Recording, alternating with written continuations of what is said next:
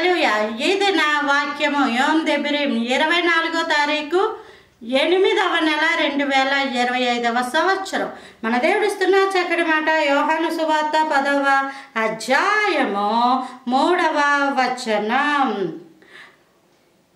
అతనికి ద్వారపాలకుడు తలుపు తీను, గొర్రెలు అతని స్వరము వినును. అతడు తన సొంత గొర్రెలను పేరు పెట్టి పిలిచి వాటిని వెలుపలకి నడిపించును. హల్లెలూయా. పేరు పెట్టి పిలిచి, యెషయా గ్రంథంలో ఉంటుంది, భయపడకుము, పేరు పెట్టి నేను నిన్ను పిలిచి ఉన్నాను, నీవు నా సొత్తు.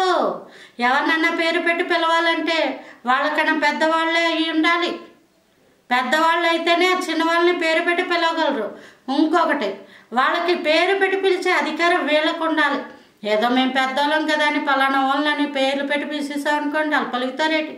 వాళ్ళకున్న ఆస్తి, హోదా, గౌరవాలు ఏమా వాళ్ళకి ఆ వీధుల్లో ఉన్న మంచి పేర్లు పెట్టి పేరు పెట్టింది పిలుస్తూ ఉంటారు. దేవుడైతే పేరు పెట్టి పిలుస్తాడు, పేరు పెట్టి పిలుస్తాడు. ఎందుకంటే సర్వాధికారం అయింది. అందులోని ఎలాంటి పేర్లు పెట్టి పిలుస్తాడు దేవుడు? ఆయనకి ఇష్టమైన పేరు. అందుకే చాలామందికి ఒక పేరు ఉంటుంది. దేవుడు నన్ను పలానా పేరుతో పిలిచేడండి అంటుంటారు. ఎంత అద్భుతం! దేవుడు నీకంటూ ఓ పేరు పెట్టుకున్నాడంటే నీవు ఆయన సొత్తు, ప్రియమైన దానివి. చూడండి, మనం ఎవరికైనా ముద్దు పేర్లు ఎవరు పెడతాము? ఎవరైతే నా సొత్తు అనుకుంటామో వాళ్ళకి చక్కటి పేర్లు పెట్టి పిలుస్తూ ఉంటాం. అలాగే దేవుడట ఆ పేరు పెట్టి పిలుస్తాడట. పిలిచి ఏం చేస్తాడట? వెలుపలకి నడిపిస్తాడు. వెలుపలకి అంటే అర్థం ఏంటి? జీవ మార్గంలోనికి, జీవ మార్గంలోకి, చీకటి నుంచి వెలుగులోనికి, మరణం నుంచి జీవంలోకి, శాపము నుంచి ఆశీర్వాదంలోకి, ఏడుపులోంచి సంతోషంలోకి, దుఃఖము నుంచి నాట్యంలోనికి నడిపిస్తాడు దేవుడు. ఎలాగా? పేరు పెట్టిపించి ఇలారా నూరా నూరా అని. మనమే లోకల్లో కొన్ని స్కీములు పెట్టినప్పుడు నా పేరు వచ్చేయాలి, అందులో నా పేరు వచ్చేయాలి, నన్ను పిలిచేయాలి, నన్ను ముందు పిలిచేయాలి, నా పేరు ముందెట్టు, నా పేరు ముందెట్టని ఆ పేర్లు ముందు రావడానికి ఎంతో అమౌంట్ కూడా ఖర్చు పెట్టించుకుంటుంటారు.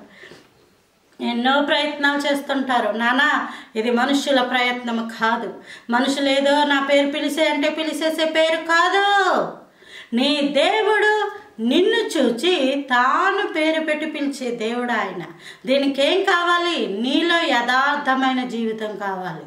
దేవుని దగ్గర మోకరించి నీ పాపాలు ఒప్పుకొని విడిచిపెట్టి అసహ్యించుకొని మరెన్నడూ వాటి వైపు చూడకుండా వాక్యంను పట్టుకొని జీవము గల దేవుని చూస్తూ అడుగులు వేసినప్పుడు దేవుడు నిన్ను పేరు పెట్టి పిలిచి వెలుపలకి నడిపిస్తాడు. చీకటిలోంచి వెలుగులోకి దేవుడు నడిపిస్తాడు. అట్టి కృపను గ్రహించును గాక. Praise the lord.